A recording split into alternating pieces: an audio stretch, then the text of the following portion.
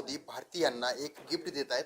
ते गिफ्ट नेमकं काय आहे आणि कशा प्रकारे एक दिलासा मिळणार आहे, आपल्यासोबत स्वतः खासदार डॉक्टर भागवत कराड आहेत, त्यांच्याकडून जाणून घेऊयात.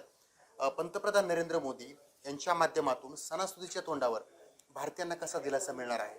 भारतीयांसाठी विशेषतः हिंदू धर्मामध्ये दसरा आणि दिवाळी हे सण खूप मोठे आहेत.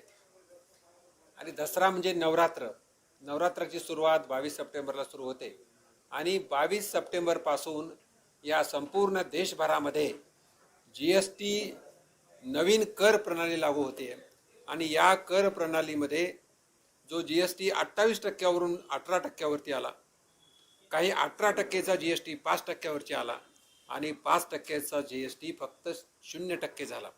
एकंदरीत भारतामध्ये आता स्वस्ताई म्हणजे सगळ्या वस्तू स्वस्त होतील आणि नागरिकांना याचा फायदा होईल.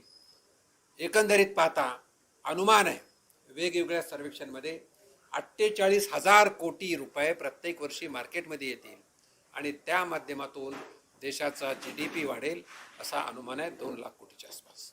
भारतीयांना याचा नक्कीच विशेष लाभ होईल आणि हाच लाभ देत असताना याकडे विशेषही लक्ष देण्यात आले, ते म्हणजे जनतेच्या खिशाला कात्री लागू नये.